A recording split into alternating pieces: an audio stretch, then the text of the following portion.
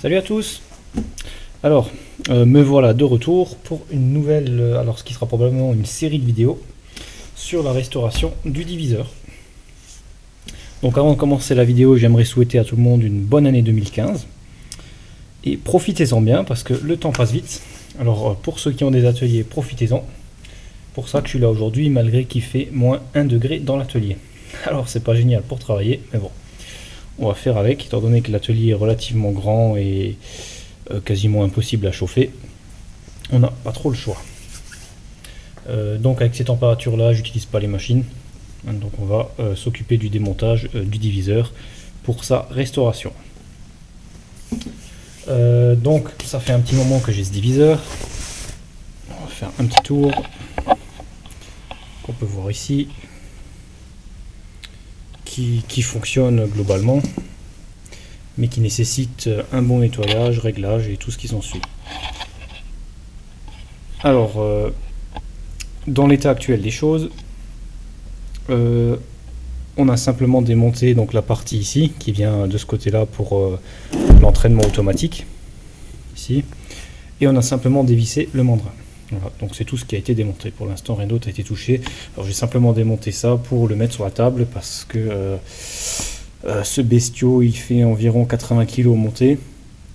Alors pour le monter sur l'établi sans outils spécifiques, juste à la main, c'est pas évident, et surtout tout seul. Donc j'ai démonté en 3 parties, ce qui a facilité la mise en place sur l'établi. Alors dans l'ensemble, on va faire un démontage complet. C'est-à-dire qu'on va démonter tout ce qu'il y a là-dessus, mettre tout ça en pièces. Alors on va commencer par désassembler les parties, les sous-assemblages qu'on peut appeler. Donc comme ici, on a un assemblage complet qui se démonte, on a le mandrin en une pièce, on aura toute la partie là, la partie le corps au milieu, enfin bref, on va démonter au fur et à mesure ce qu'on peut démonter. Donc je vais poser la caméra et on va démonter tout ça.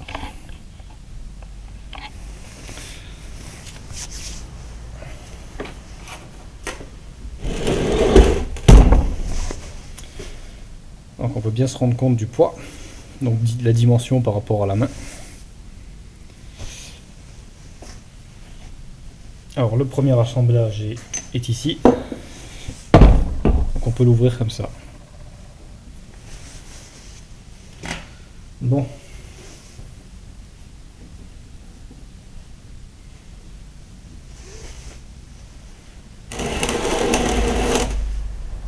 Alors, premier problème que j'ai pu détecter. Donc au niveau, le problème c'est au niveau donc, du nez de broche. On a le disque de division rapide qui était simplement posé dessus et qui tournait à vide. On peut d'ailleurs voir des points de soudure. Je sais pas à quoi ils correspondent, ou ça a été soudé, ou je sais pas ce qu'ils ont fait. Et on a le faux plateau qui est probablement pas d'origine puisqu'il n'a aucun centrage en fait, donc il est juste comme ça dessus. Il ne vient pas embuter donc à l'arrière. Et on a également,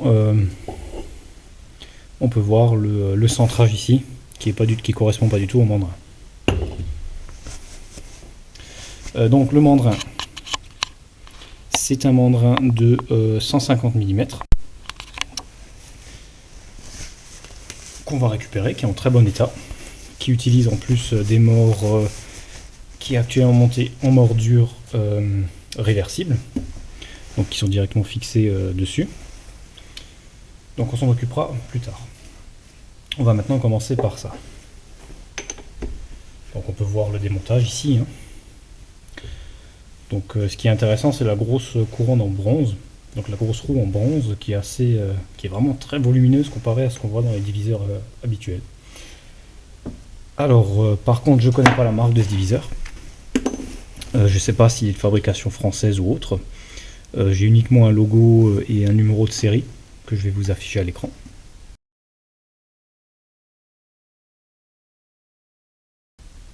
Voilà. Et j'ai rien trouvé du tout. Donc ni en français, ni dans les autres langues que dont j'ai pu chercher.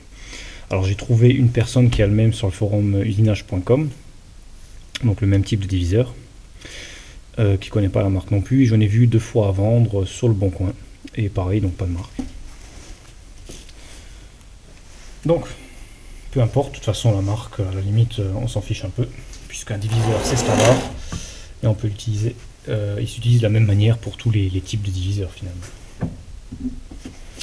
Alors on va commencer par défaire la partie là.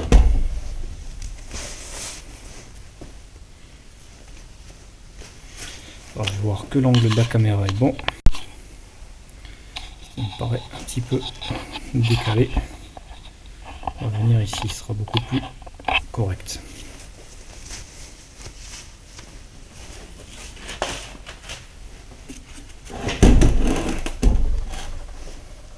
Donc on va commencer par défaire ça.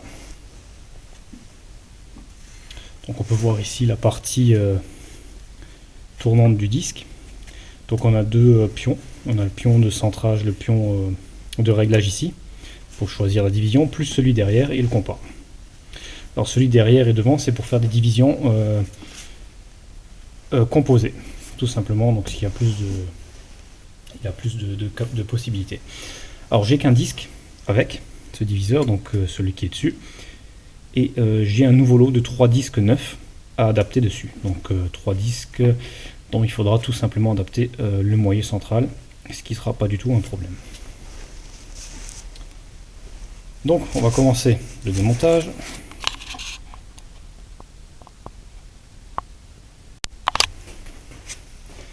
Je vais aller chercher une clé. Normalement c'est déjà desserré, j'avais déjà vérifié.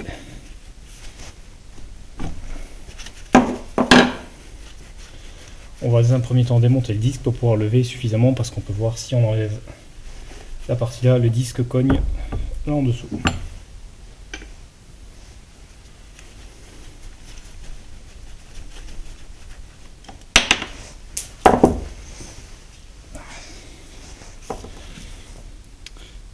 Donc le pin est relativement bloqué ici aussi, on peut voir qu'il bouge plus. Un peu grippé, donc il faudra dégripper, et de toute façon avec le kit des 3 disques neufs, j'ai à nouveau une pièce neuve. Donc je ne sais pas si je vais utiliser l'ancienne ou la nouvelle, c'est pas tout à fait les mêmes.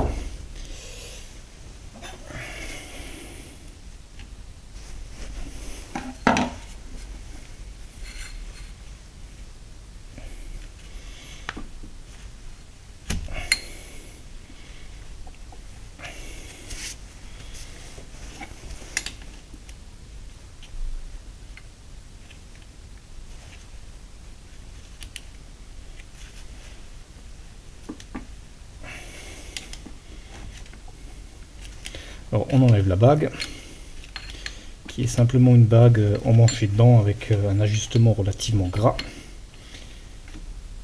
qui vient simplement appuyer le compas en serrant dessus. Voilà.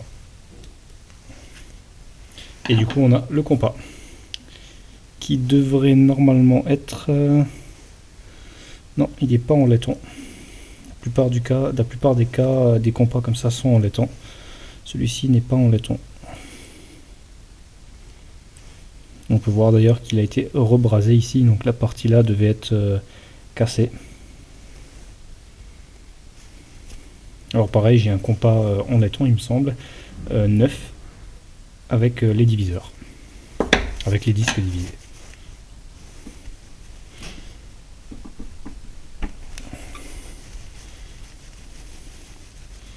Voilà, et le disque est tenu par 3 vis. Donc pour les disques neufs, il faudra simplement réadapter les 3 trous qui ne sont pas au même endroit, et l'alésage central, qui est de mémoire plus petit.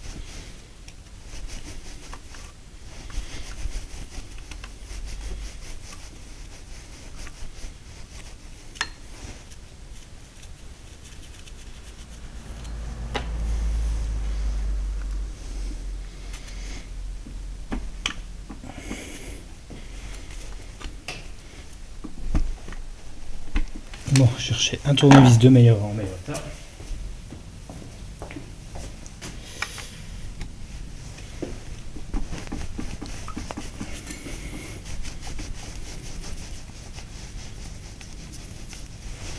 Parfait.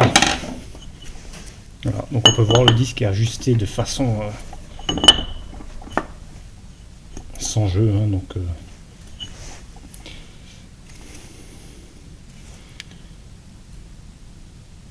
alors on remarque aussi une chose intéressante que j'avais pas vue. On peut voir que c'est un disque double face, ce qui est très intéressant. Donc là on peut le voir, on peut le retourner de ce sens, et de ce sens il n'a pas les mêmes trous.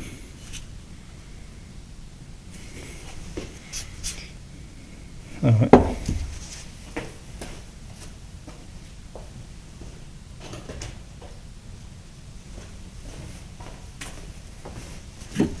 On va nettoyer un peu.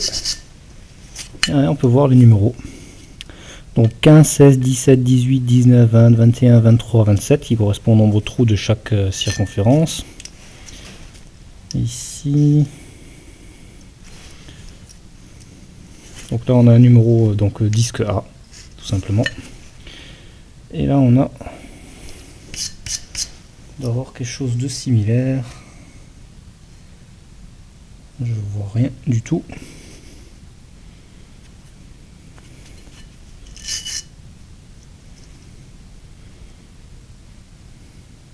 C'est là. Ah, là on peut voir les numéros. Ah, effectivement. 29, 31, 33, 37, 39, 41, 43, 47 et 49. Très intéressant. Et donc pour éviter de perdre les pièces ici, on va remettre ça en place. Juste comme ça, dessus. Voilà. On va revisser les 3 vis, on va les laisser là, puisqu'on sait que c'est ici. Donc comme on peut voir, on a vraiment les 3 trous avec le lamage pour la vis. Donc on peut voir vraiment que c'est prévu pour être mis des deux sens. Et on va remettre ça en place. Voilà, du coup, on peut ouvrir ça en entier.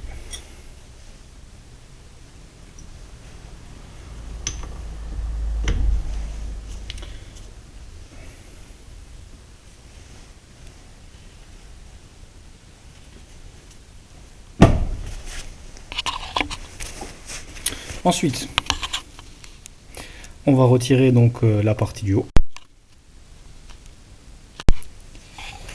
Pour cela, il suffit de la taper dehors. Donc on a juste vérifier que l'angle de la caméra est bon. Parfait. Et on a ici donc une charnière qui fait tout simplement le pivot. Et on va taper dehors ici l'axe qui la retient. Donc qui est simplement tapé dedans. On va sortir au chasse-goupille.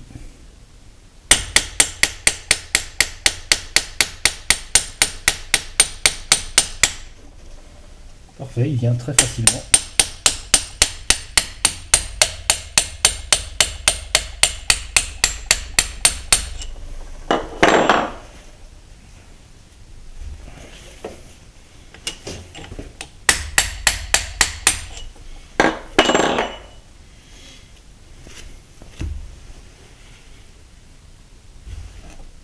Il faut un chasse-goupille un peu plus long. Voilà, donc dans le corps va passer devant.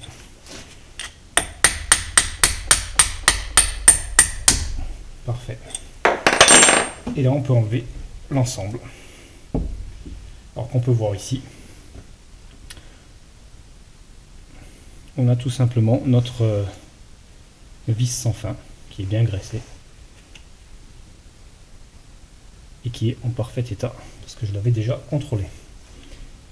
Et on a ici notre deuxième engrenage qui fait tourner la partie du bas, donc qui prend ici et qui fait tourner pour l'utilisation sur la fraiseuse, sur l'avance automatique pour faire les engrenages hélicoïdaux. Hélicoïdal. Ok. Voilà, donc ça c'est un sous-ensemble qu'on va pour l'instant laisser complet et qu'on démontera par la suite. On va donc remettre l'axe.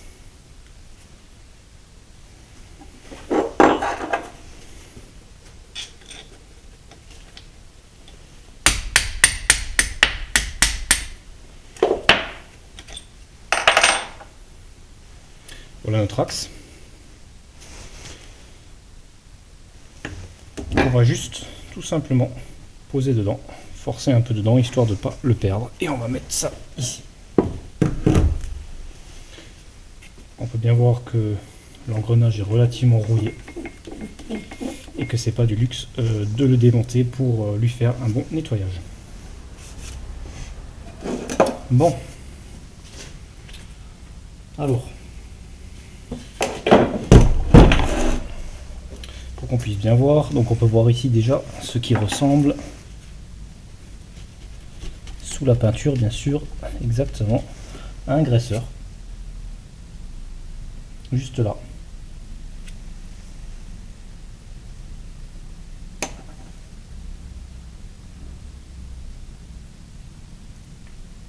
Qui donc a été recouvert de peinture. Alors, on va voir ça pour démonter. On doit avoir ici, là. Voilà, donc ça normalement, on doit être capable de le démonter simplement en enlevant les vis. Donc on en a une là, une là. Et ça semble être tout. Et peut-être celle du milieu. Donc on va déjà voir s'il sort, comme il y a encore cet engrenage là. Qui s'enlève comment? D'accord.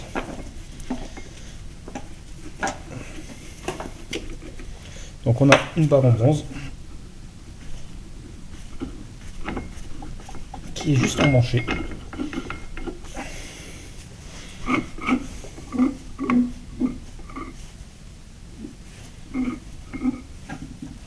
Alors, je sais pas si il se dévisse.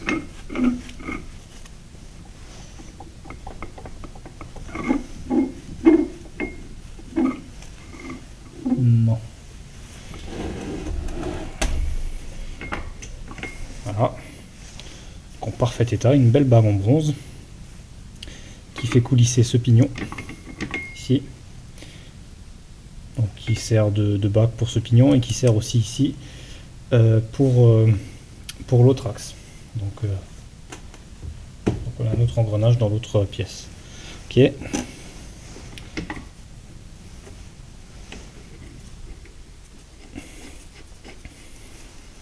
Et maintenant, on va pouvoir démonter cette partie-là.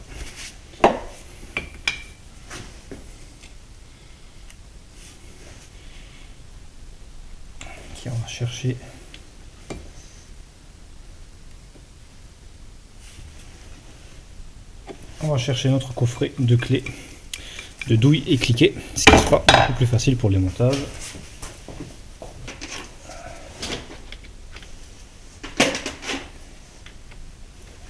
Parfait.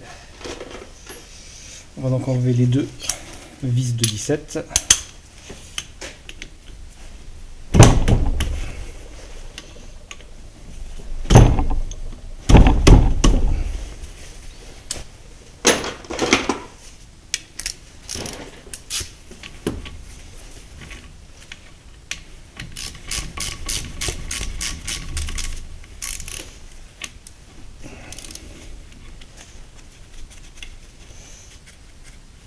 On va simplement les desserrer et voir si on a du mouvement. On va chercher un maillet. Alors c'est un maillet anti-rebond.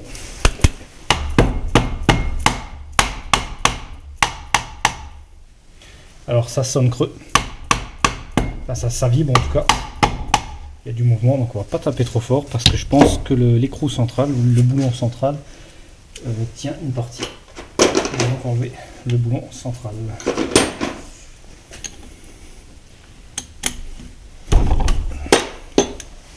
Parfait.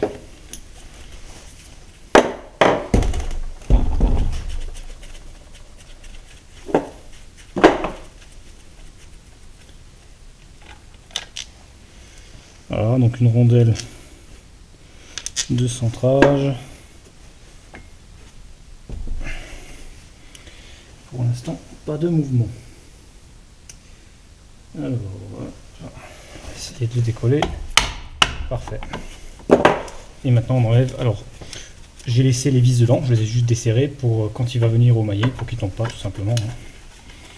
Là, on peut voir que le cache devrait s'enlever parfaitement. Et on retrouve une belle peinture bleue à l'intérieur. Très propre.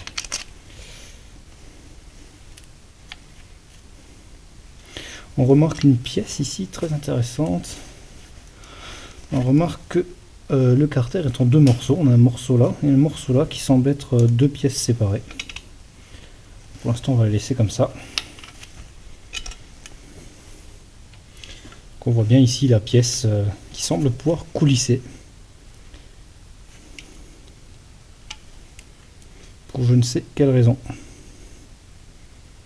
Ok. On va remettre nos vis en place pour éviter de les perdre.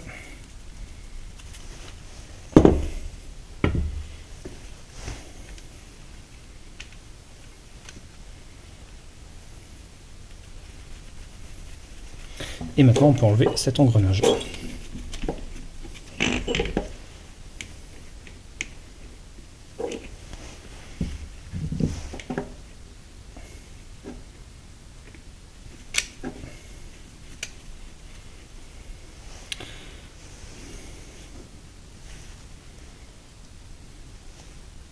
Qui semble tout à fait en parfait état, comme celui-ci. Toutes les dents ont l'air absolument parfaites. Mis à part un peu de rouille, un peu de peinture et de saleté. Parfait. Donc ce pignon fait tourner celui-ci. Et celui-ci fait tourner celui-ci. Enfin c'est plutôt l'inverse puisqu'on est... on commence la rotation, la partie moteur est ici, et ça c'est la partie réceptrice. Donc ceci c'est le pignon du renvoi d'angle, donc qui part à 90 degrés, et qui est mis en bout de table sur l'avance automatique. Quand on veut l'utiliser bien sûr, et quand on en est équipé. Parfait.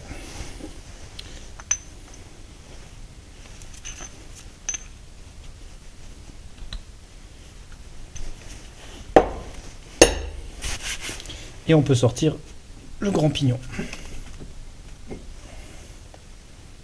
qui semble en très bon état.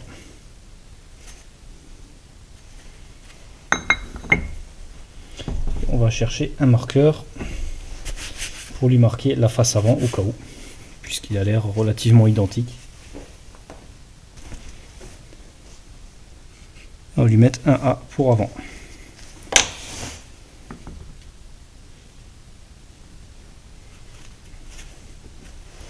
Donc on peut voir une rainure de graissage ici.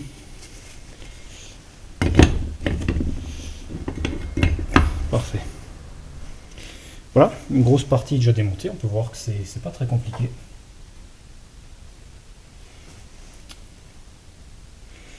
Parfait. Donc celui-ci peut être démonté en enlevant simplement, il est simplement vissé là-dedans, je pense. Hein, voilà, ouais, ça doit être ça. Pour l'instant, on va le laisser puisqu'il ne gêne pas.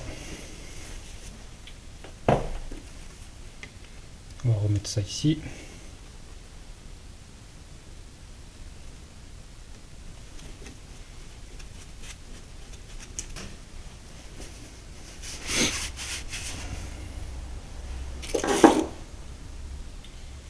Et on va voir la partie suivante qui sera l'ouverture des vis là.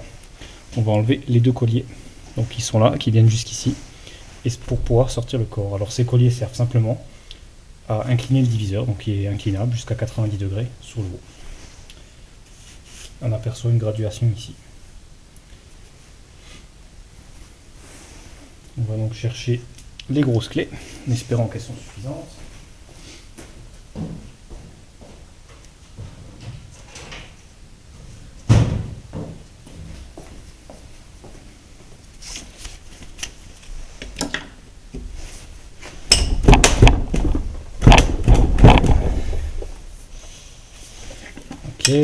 On va chercher une taille au-dessus. Enfin, on va utiliser notre barre de forge.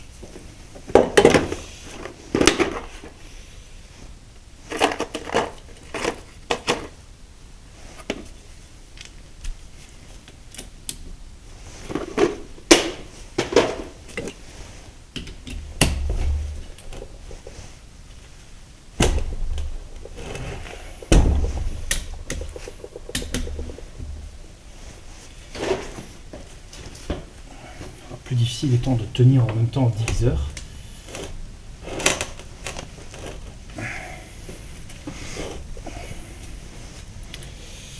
Alors,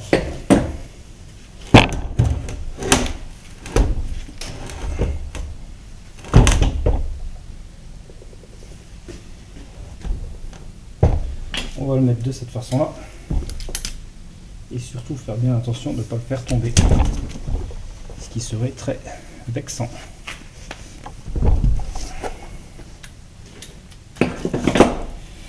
Bon.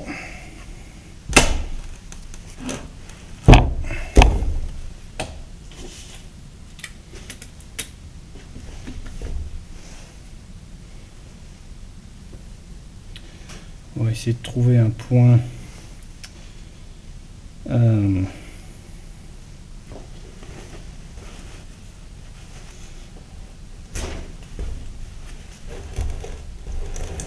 on peut voir qu'ils sont vraiment très serrés.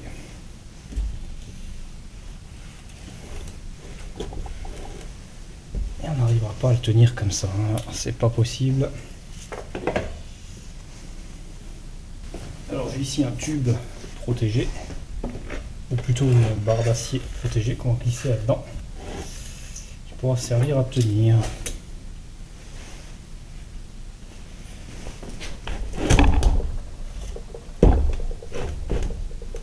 Et malgré ça, on va essayer d'aller jusqu'au bout. Parfait.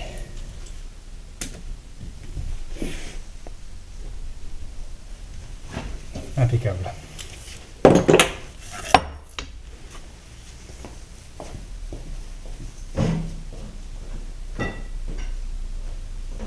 Bon.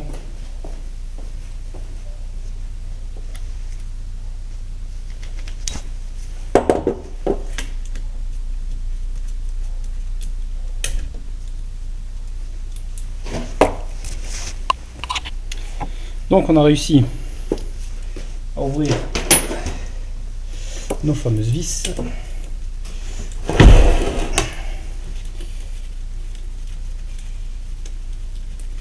Qui sont des vis de blocage donc pour l'inclinaison.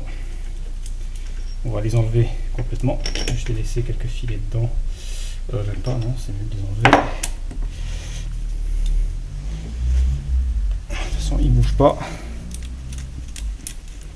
Ce qui est plutôt normal. Ok.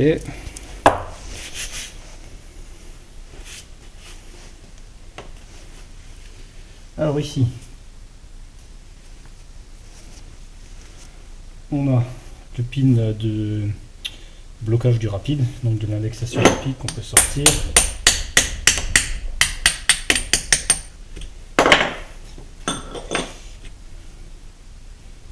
Parfait.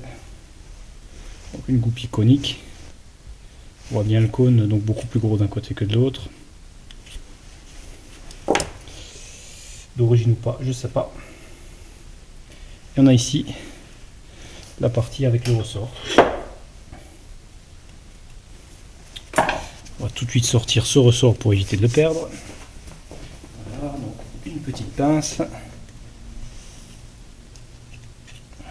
Et voilà. Et on va chercher un petit plateau magnétique par contre pour ranger tout ça. Voilà. Donc on va juste mettre surtout les petites pièces comme celle-ci qu'on pourrait perdre facilement dans le plateau magnétique.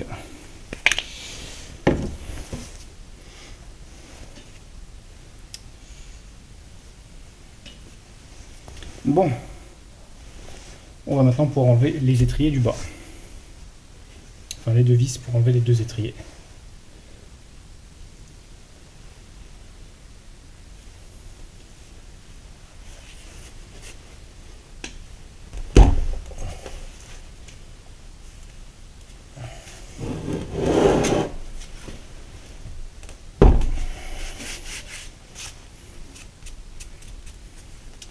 On peut voir qu'il y a deux ergots de centrage, hein, qui je l'espère vont pas trop m'embêter. Pour adapter sur ma fraiseuse. Par contre, alors là on est confronté à un petit souci. Ouais. Alors, petit problème technique, c'est même plutôt très embêtant. Alors c'est vraiment très embêtant, on a des vis carrées. On peut le voir ici.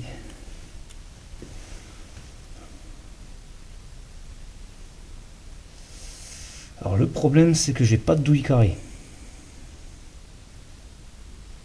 En tout cas pas à ma connaissance. Ouais.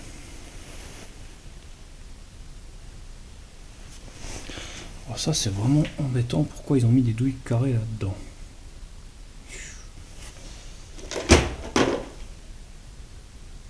Et vu leur âge, je suppose qu'ils sont pas prêts de se débloquer si facilement. On va voir si une douille comme ça va dessus, peut-être celle-ci.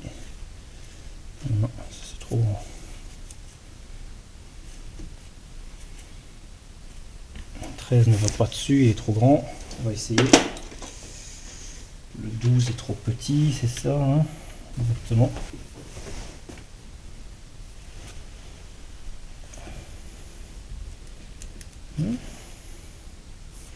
Celle-ci semble aller dessus.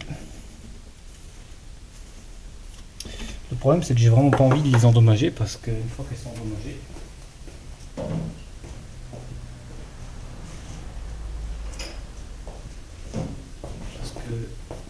une fois endommagées, ça va pas être aussi facile de les sortir. Hein. Alors on va essayer un peu.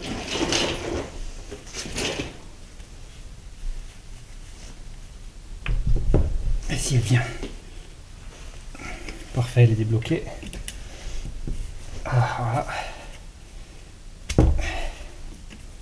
Donc on peut voir l'intérêt d'avoir des vis en 12 pans, des clés en 12 pans, parce que finalement le 12 normal ne va pas dessus, alors que le 12 pans il passe sur les bords du carré.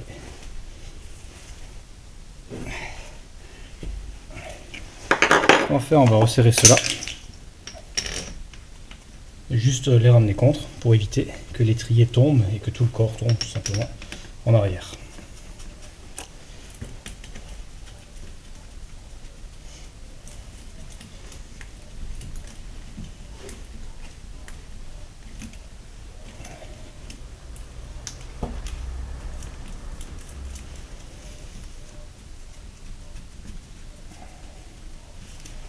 Voilà.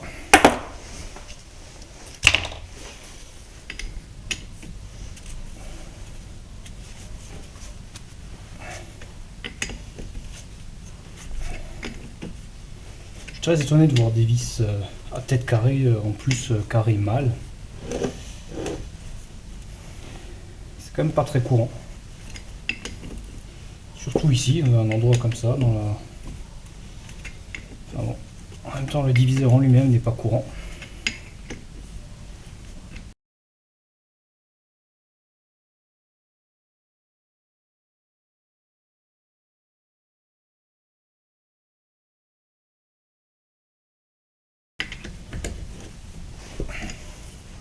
Ça reste relativement dur. Pas extrême non plus, bien sûr, mais on peut pas la prendre de ce côté-là puisque ça rentre pas. Mais peut-être avec la douille de 13, puisque non, ça passe pas. Okay. Comme ça, c'est clair. On continue avec celle-ci.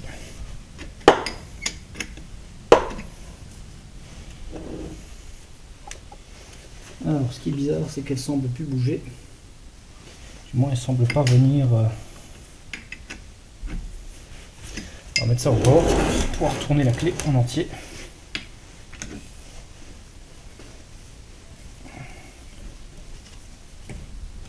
Effectivement, elle ne sort pas, elle tourne dans le vide là, donc on doit être au bout. On va essayer celle-ci, espérant avoir autant de chance, et c'est même plus facile que l'autre. On met ça au bord pour pouvoir tourner la clé en entier.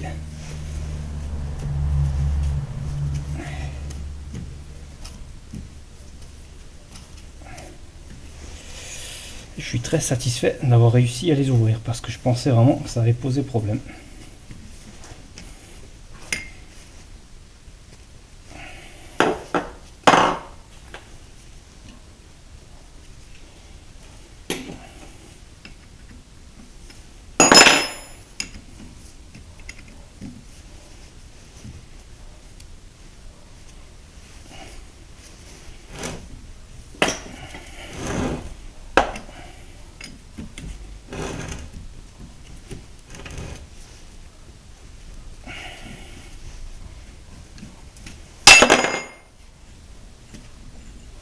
On peut voir que c'est des vis vraiment pas standard. C'est vraiment du usiné sur mesure. On peut voir aussi très intéressant.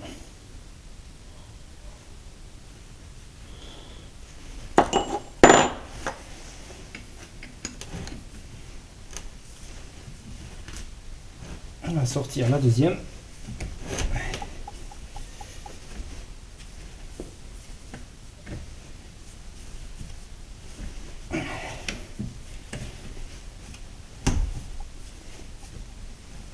On peut voir pas mal de rouille, mais relativement superficielle. Ce diviseur il devait traîner un moment dehors vu l'état. J'avais retrouvé de l'eau à l'intérieur, mais sans gravité, heureusement.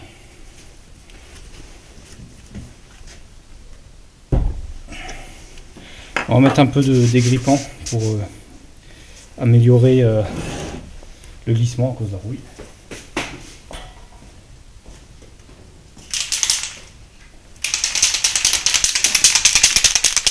Alors pour moi le meilleur dégrippant c'est le Forge Black Magic, sans doute le meilleur que j'ai essayé comparé à tout ce qu'on peut avoir. J'ai essayé beaucoup de dégrippants, le WD-40 c'est plutôt c'est pas vraiment un dégrippant je trouve, et celui-ci il fait des miracles. Alors il est tout noir, c'est au graphite hein.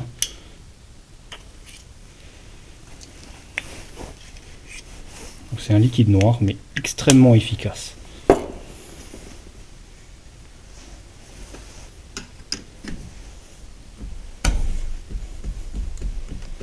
On va le laisser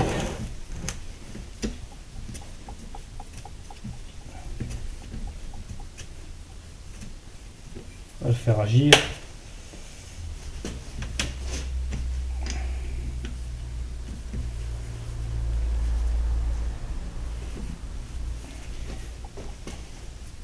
Là ça vient déjà presque tout seul. On le sort même à la main, on peut voir que ça a pénétré jusqu'au bout. Ce qui est très intéressant. Pourtant je ne l'ai pas laissé tirer.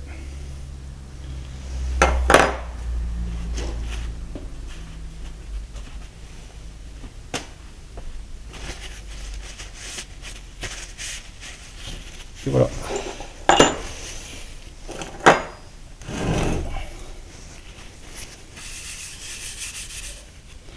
On peut voir que l'établi est vite encombré avec toutes les pièces et tous les outils.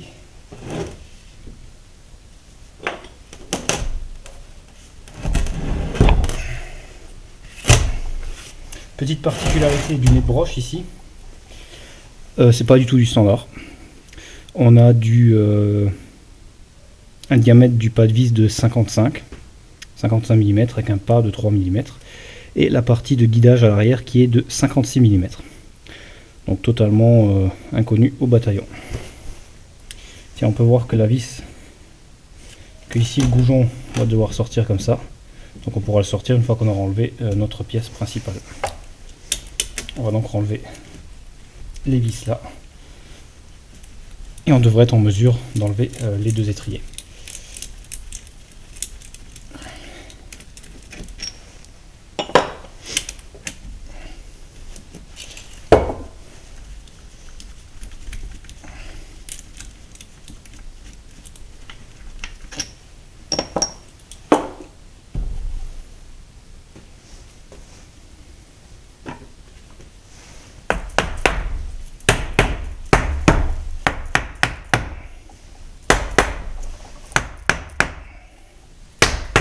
Voilà, on peut voir que ça bouge.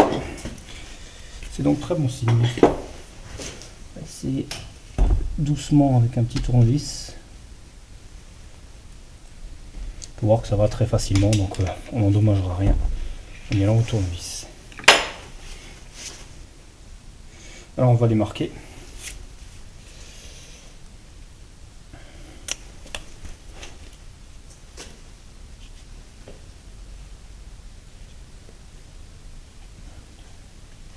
Pour le sens, bien qu'on c'est juste un marquage au cas où, parce qu'on a de toute façon les degrés qui sont écrits ici et pas de ce côté, ils sont vers l'intérieur.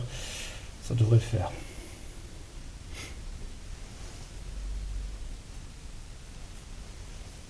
On devrait normalement avoir un repère. Et voilà notre étrier. On peut voir les degrés qui sont inscrits là-dessus. Donc jusqu'à 100 degrés. Donc de 0 qui est ici. On a moins 10, donc 10 degrés vers l'avant également, on peut le pencher vers le bas. Et jusqu'à 100 degrés vers le haut. Le tout c'est de voir le repère et le 0 est ici. Donc le 0 qu'on doit aligner avec ce repère-là tout simplement. Donc on ne peut pas se tromper de côté vu que celui-ci n'a pas les graduations.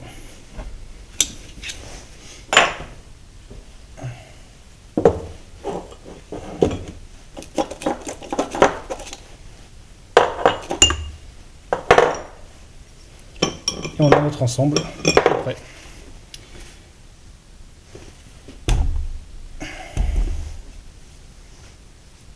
Du coup on va pouvoir sortir le corps de la base. Par contre, avant de sortir ce corps, on va démonter l'intérieur tout simplement parce que c'est beaucoup plus facile quand il est stable, étant donné que c'est une pièce ronde, elle va rouler, donc ça va être très désagréable à démonter. On va donc démonter tout le reste. Pour commencer, je pense que je vais prendre deux calendroits pour mettre en dessous et éviter ce basculement dû au petit cerveau. Trouver un deuxième morceau.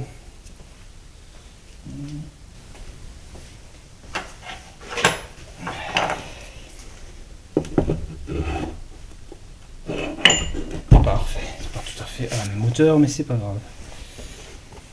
Alors, le démontage se passe de l'autre côté. Ici, il n'y a rien, donc j'ai pas vu de vis, rien du tout. On va voir que la partie tournante est ici. Donc jusqu'au bout qu'on peut voir là. Voilà. Et qu'elle doit sortir de ce sens. Alors, à mon avis, la couronne reste dedans. On sort l'axe. Et après, on peut sortir, je pense, la couronne, puisqu'elle est beaucoup trop grande pour passer à travers ces petits trous. Alors, ce qu'on a ici, on a cette partie-là qu'on va démonter. Et ici, on a ce qui semble être des vis de réglage. On va voir en tournant ce qu'il y a en dessous. Ok, donc ça semble bien des vis de réglage.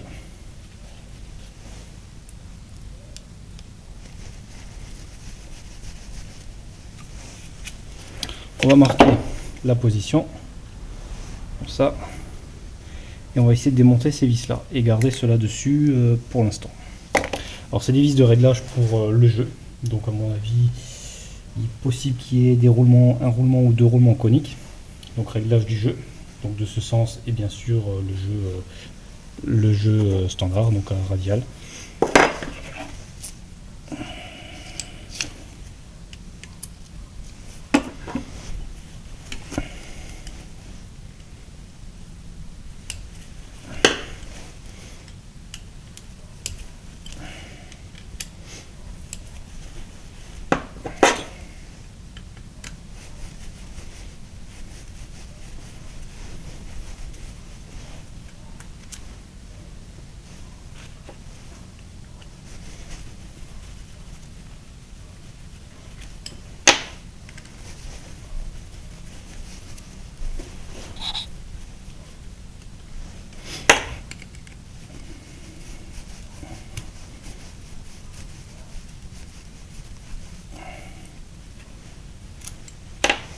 Voilà, et je pense qu'on va pouvoir utiliser exactement cette vis. Ces vis de réglage pour sortir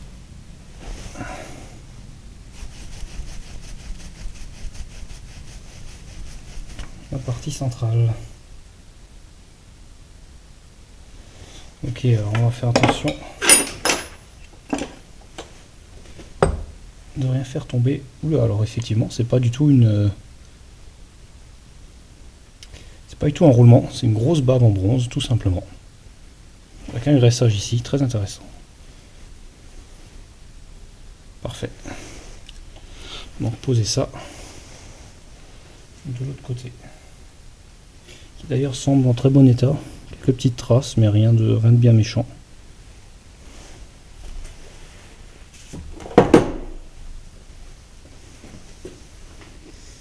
Alors,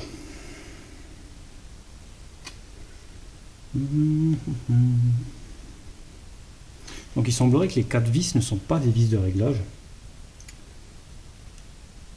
Je dirais que c'est simplement pour chasser justement la partie centrale, ou peut-être pour ajuster le jeu jusqu'au fond, peut-être, effectivement. Bref, on verra ça plus en détail au moment voulu. Là, on a du jeu de ce sens. Chercher une lampe de poche.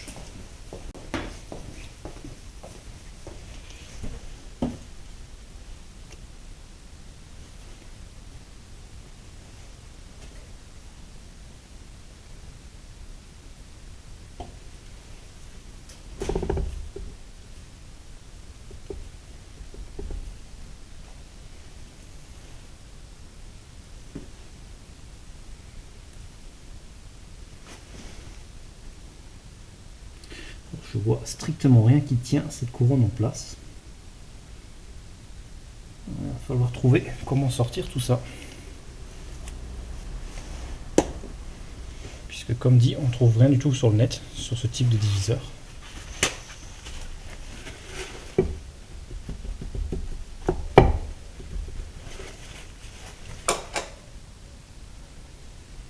Alors au vu de la forme, il peut que sortir de ce sens-là. Parce que le côté d'alésage est beaucoup trop petit par rapport à la bague qu'on a là-dedans.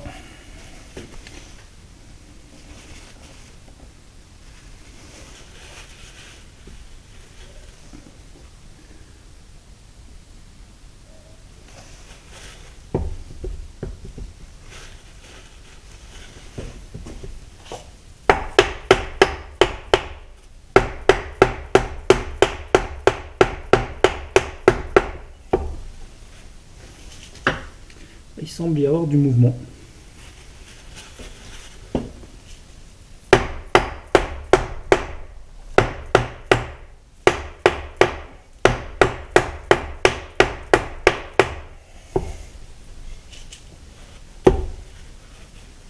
Effectivement, elle commence à venir. Donc apparemment, c'est juste ajusté dedans et probablement une clavette. Donc en frappant, la roue en bronze reste sur place.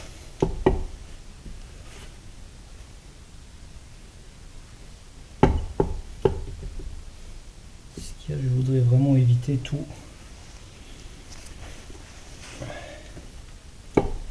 dommage.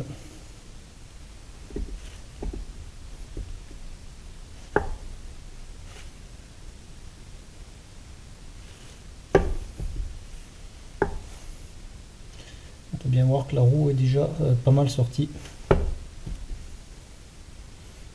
Déjà de quelques millimètres.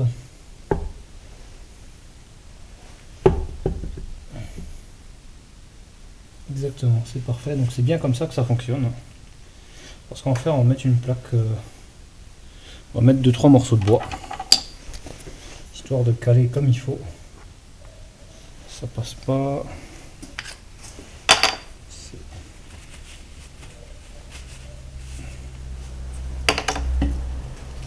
Histoire que cette bague en bronze ne frappe pas contre le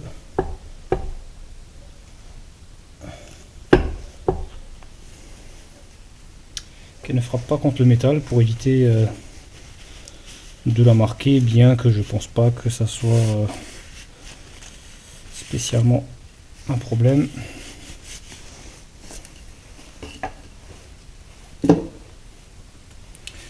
Alors il va falloir trouver un bout de bois à la bonne taille. Alors ça c'est une autre affaire parce que bien sûr tous les morceaux de bois que je vais prendre ne sont pas assez larges ou trop larges. Alors si on utilise peut-être ça, non c'est pas bon. Ok.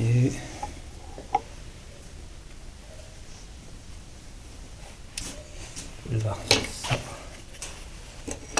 Puis ça. Ok, ça.